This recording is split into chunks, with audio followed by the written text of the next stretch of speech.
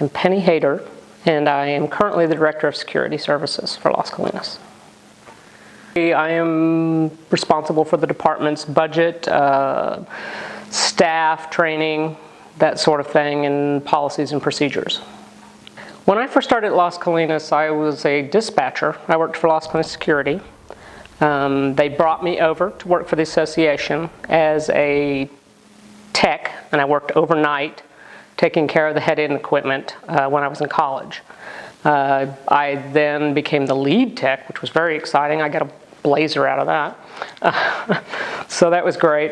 Again, doing the same thing, essentially. And then I actually got my first degree, and they asked me to stay, and so I did. And my boss at the time said, I've got something else for you to do. So he made me a data processor. So I put in security forms and worked a little bit with the security department again. And then he made me the operations coordinator for security after I got my second degree. He told me again, got something else for you to do. So I did that for a while. And then, of course, after the director of security retired, I took over that position. I've been here 33 years, and in February it'll be 34. So when I first started, the patrol officers did have weapons. It was a little scary as a dispatcher that the patrol officers had weapons, because they would come in to give us breaks, because we worked by ourselves back then. There weren't two of us. And they'd always come in, put their gun on the counter, and tell you to hurry. Well, the Security Services Department was actually one of the first ones developed. And that's because back in the day, when this all started, we were kind of out in the middle of nowhere. Las Colinas obviously didn't look anything like it does today. In fact, when I first came to live in Irving, I was like 2 years old, but I grew up on the edge of Las Colinas, and I used to walk down Northgate, which was a 2-lane road at the time, and there was a barbed wire fence where the Cottonwood Wall is now. And I would walk to school, went to TJ Lee over here, and would walk to school past this barbed wire fence. It was Mr. Carpenter's, which always scared me as a little girl because it was very dense and all that kind of thing. But it was, you know, Las Colinas at that time was sort of just the edge of town. And so as it started to develop, Mr. Carpenter felt like, well, you know, we need an extra set of eyes and ears out here because we are, you know, growing, we're developing. Plus, we had a lot of our own concerns. When DCARD came out and started building the canals and the different things that they were building at the time, they had gates on everything. And of course, you know, there was a lot of stuff to get into. There was a lot of construction, that sort of thing. So security was kind of important to have patrol officers driving around, and we felt like that kind of gave it a little bit of a buffer. They started the alarm monitoring, I believe it was in the early 80s, and that we did over the cable at the time.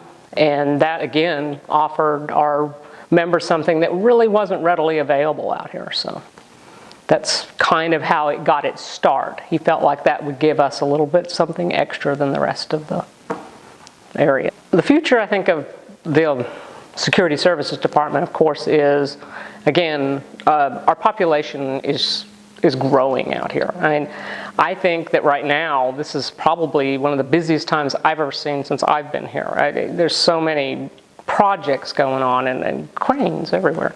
But it's just very, very busy. So, you know, you're going to have more population, obviously.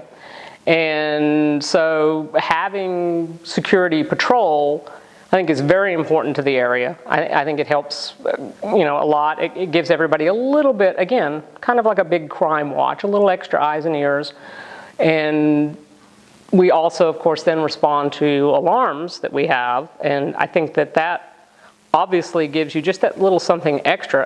I don't know of any other places that offer alarm monitoring with that private response like Las Colinas does. I mean, it's very unique, and of course, only for our members, that kind of thing. And we are trying to obviously compete with a very big growing industry, which security monitoring is. And so, you know, we do offer, you know, the standard things, the landline, that kind of thing. We offer, you can get cell service through another provider that will still send the signal to us, so we have that. And then we have IP monitoring, and our newest thing, which we're very excited about, is the mesh radio network. It's a private network. Once they put in the device, it comes over the radio. They don't need a phone line. They don't need to pay any more monthly cost for that transmission of that signal.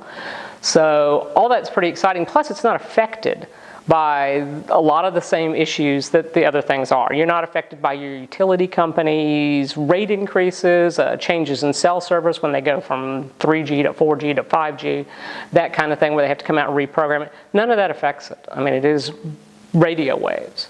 So it's pretty exciting, and it's been around for a while, and it's seen a lot of success. And even recently when they had some of the hurricanes and et cetera, the radio product that was in some of these homes continued to work even after the home was destroyed, which I think is remarkable. So I'm a reader. That's probably my biggest hobby, oddly enough. I will read just about anything. As I say, my most exciting place is, of course, a bookstore, especially if it's a little one. I absolutely love it. Everybody that knows me knows I am a baseball fanatic, so I've always done that. I really enjoy watching baseball and participating in that. Of course, I played softball here in Irving when I was a kid, that kind of thing. And I like taking pictures. So a little bit of photography stuff that I enjoy, and those are mostly my hobbies, and chasing after my now 23-year-old son. So.